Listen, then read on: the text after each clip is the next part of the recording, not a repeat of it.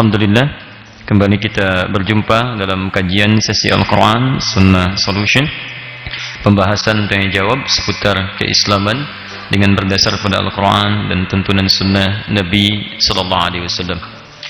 Kita bermohon pada Allah Subhanahu Wa Taala mengawali kajian kita pada saat ini. Semoga Allah anugerahkan keberkahan pada apa yang kita niatkan dalam kebaikan karena Allah Subhanahu Wa Taala. Terlebih dalam suasana saat ini, Allah Alhamdulillah turunkan hujan di sekitaran kita, dan dalam suasana hujan itu antum Masya Allah masih bersemangat untuk meniti sebagian dari tuntunan syariat agama kita. Saya hanya bisa bermohon pada Allah Subhanahu Wa Taala, semoga setiap tetesan air hujan yang menimpa kita saat ini diberikan oleh Allah keberkahan dalam setiap butirannya, termasuk menjadi saksi di hadapan Allah Subhanahu Wa Taala bahwa kita hari ini pernah mendekat kepada Allah dalam kebaikan insyaallah. Nabi Sallallahu Alaihi Wasallam mengajarkan doa yang singkat, sebagaimana kita ketahui bahwa saat hujan turun kita bermohon kepada Allah dengan kalimat yang singkat namun begitu padat. Allahumma sayyiban nafi'a, Allahumma sayyiban nafi'a. Perhatikan kalimat-kalimatnya, detil sekali disebutkan, termasuk penggunaan di dalam Al-Quran untuk menunjuk hujan yang turun. Allah.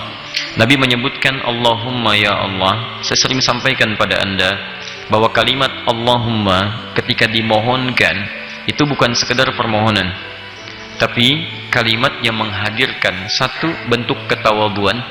Jadi ada ya Allah, ada Allahumma.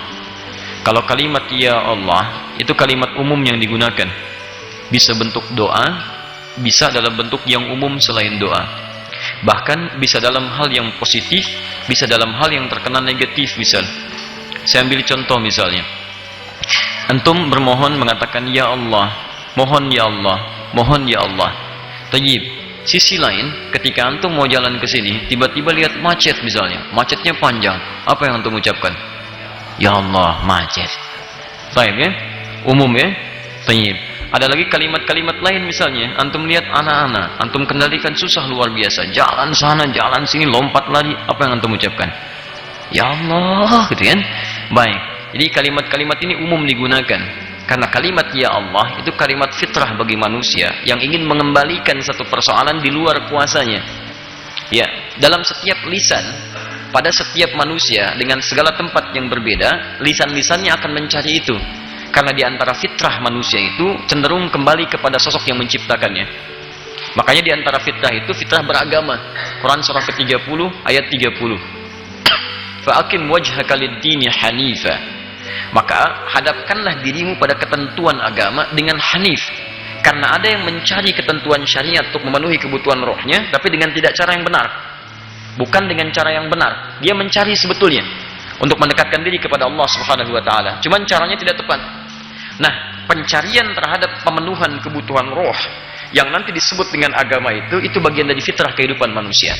Makanya ayatnya diteruskan dengan fitratallahi allati fataran nasa 'alaiha. Sikap cenderung untuk kembali kepada Allah sesungguhnya fitrah yang ada pada setiap diri manusia. Makanya orang misalnya maaf barat mengucapkan oh my God, ya kan? Ya Allah, ya, kalau diterjemahkan kembali kepada kita ya Tuhan, ya Allah. Nah, setiap fitrah manusia ingin mengembalikan kepada Allah Subhanahu Wa Taala. Tapi kalau antum ingin jadikan kalimat-kalimat yang mengentaskan berbagai kesulitan tadi dalam bentuk permohonan, satu, dengan sifat penuh ketawaduan, dua, dengan sikap harap yang sangat, satu, sikap ketawaduan, kedua, sifat harap yang sangat, permohonan yang sangat, sekiranya itu bisa dikabulkan, maka kalimatnya itu berubah menjadi Allahumma namanya. Jadi ketika antum mohonkan menggunakan kalimat Allahumma, artinya antum harus bermohon dengan sangat kepada Allah, sekiranya Allah mengabulkan apa yang antum mintakan. Disertai sikap tawadhu di hadapan Allah Subhanahu Wa Taala, bahwa mengakui hanya Allah yang bisa menghadirkan itu, antum tidak punya kuasa di dalamnya. Paham? Baik. Allahumma sayyiban nafi'a. Sayyiban itu sesungguhnya segala yang menimpa dengan cepat. Ya, segala yang menimpa dengan cepat, nimpa dan beruntun, ya sifatnya. Itu sayyiban namanya. Ya, kalau menimpa dia, kadang ada jeda misalnya, walaupun dia bertahap, datang lagi, tapi ada jedanya, kumpulannya disebut dengan musibah. Jelas ya? Di asalnya musibah atau sayyiban itu kalimat netral, segala yang menimpa kita.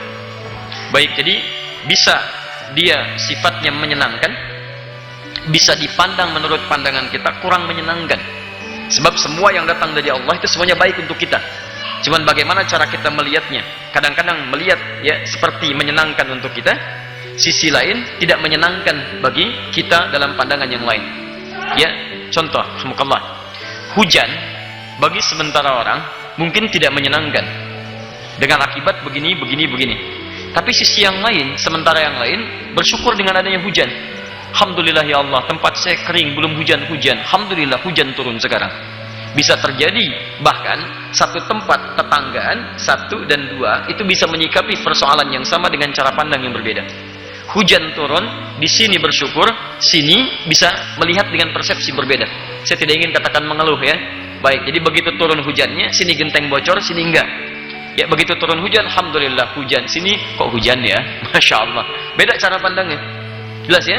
Tapi semua yang menimpa kita itu umumnya disebut dengan musibah. Mau baik kita melihatnya, mau kurang menyenangkan dalam pandangan kita.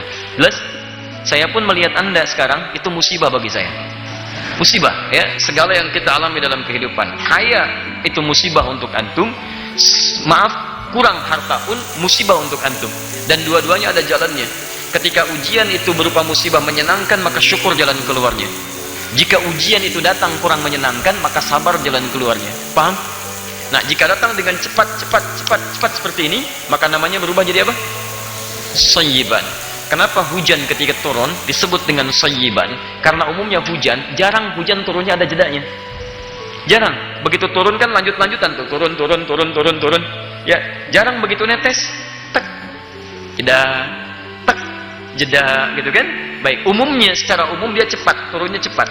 Maka disampaikanlah kepada kita bermohon kepada Allah, ya Allah, mohon jadikan setiap tetesan hujan yang menimpa kita, mau yang satu datang, yang terusnya datang, yang sekian datang, nafi'ah, membawa manfaat untuk kehidupan kita. Paham sini? Baik, ini diantara doa yang diajarkan Nabi. Singkatnya, doa ini mengajarkan satu, selalu husnudzan kepada Allah dalam setiap situasi yang kita alami. Jadi sekalipun hujan terjadi, jangan kita keluhkan, karena setiap yang datang dari Allah itu ada manfaatnya. Adapun kalau terjadi hal-hal yang keluar dari manfaat, yang salah bukan Allah, yang salah pasti manusianya. Ya, silakan antum cek Quran surah ke-31 ayat 34. Di ayat terakhir Quran surah Luqman. Perhatikan baik-baik kalimatnya. Innallaha 'indahu 'ilmus sa'ah wa yunazzilul ghaith wa ya'lamu ma fil arham wa ma tadri nafsum madza taksibu ghada wa ma tadri nafsum madza taksibu ghada.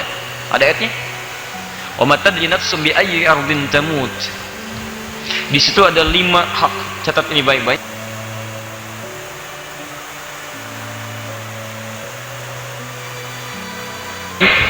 Ada 5 hak prerogatif Allah yang tidak akan pernah diketahui oleh makhluk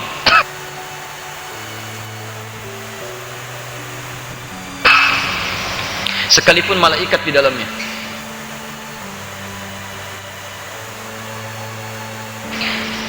Jadi ketetapannya hanya Allah yang tentukan, tidak ada intervensi dari yang lain. Ya.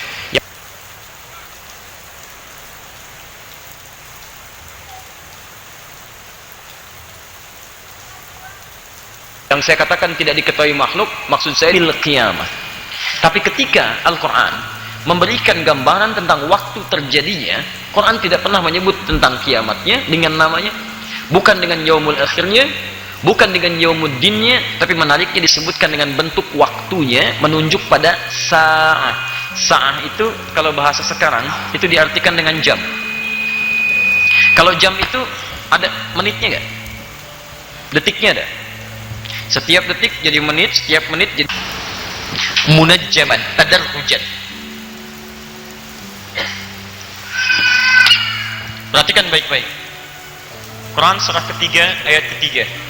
Setelah Allah menyampaikan alif lam mim, Allahu la ilaha illa huwal hayyul qayyum, nazzala 'alaikal kitaba bil haqq musaddiqan lima bayna yadayhi wa anzala at-taurata wal injil. Ketika Allah menyebutkan Taurat dan Injil, itu menggunakan kata anzala. Tapi ketika menunjuk pada Al-Quran, menggunakan kata nazzala. Perhatikan baik-baik. Taurat, Injil menggunakan kata anzala, ingin memberikan kesan bahwa ketika Taurat dan Injil diturunkan kepada nabinya masing-masing, Taurat ke Musa, Injil ke Isa, diturunkan secara sekaligus. Taurat 10 perintah Tuhan dan commandment, begitu turun 10-nya turun. Ya, kerjakan ini, jauhi ini, tinggalkan ini dan sebagainya. 10 perintah Tuhan turun seluruhnya. Ya, perintah Allah seketika turun, tidak ada tahapan di situ. Nabi Isa alaihissalam menerima Injil, keseluruhannya turun perintahnya. Ya, sampaikan ini, kerjakan ini, tinggalkan ini dan seterusnya. Tapi masya Allah, Nabi Muhammad SAW menerima Al-Quran. Apakah turunnya sekaligus? Tidak. Iqra bismi rabbikal ladzi khalaq, khalaqal insana min 'alaq, iqra wa rabbukal akram alladzi 'allama bil qalam, 'allamal insana ma lam ya'lam. 5 ayat turun dari 6236 ayat. Turun lagi yang lain, turun lagi yang lain sampai kurang lebih ya 22 tahun, 2 bulan 23 hari, atau dibulatkan kurang lebih jadi 63 tahun ya, dari kerasulannya 23 tahun turun. Diangkat jadi nabi dan rasul usia 40 tahun, turun wahyu sampai kisaran 23 tahun kurang lebih. Saya ingin tunjukkan begini maksud saya, kalau ini bukan firman Allah, mustahil ada kalimat-kalimat seperti ini. Ini menunjukkan Al-Quran bukan buatan manusia. Al-Quran bukan kalam biasa. Termasuk ketika mengatakan Allah mengatur hujan, kalimatnya bukan menggunakan anzala tapi nazzala. Lihat, wa yunazzilul ghaith, bukannya yunzilul ghaith tapi yunazzilul ghaith. Masih ingat tadi ghaith artinya apa? Segala hal yang mengandung manfaat, maslahat dalam kehidupan. Begitu diturunkan hujannya untuk memberikan manfaat, tiba-tiba masya Allah, lihat bagaimana Allah mengaturnya. Bekasi hujannya deras, berbatasan sedikit ke sana, tiba-tiba hujannya intensitasnya semakin menurun, kecil. Sebelah sana gak hujan. Kadang-kadang yang paling menarik, ini berbatasan komplek, yang sini hujan, sini enggak. Itu luar biasa. Di sini hujannya rintik-rintik, di sini sudah kencang. Bagaimana Allah menjadikan angin meniup hujan ke sini lebih kencang, kadang di sini tidak hujan. Di sini gerimis, di sini kencang.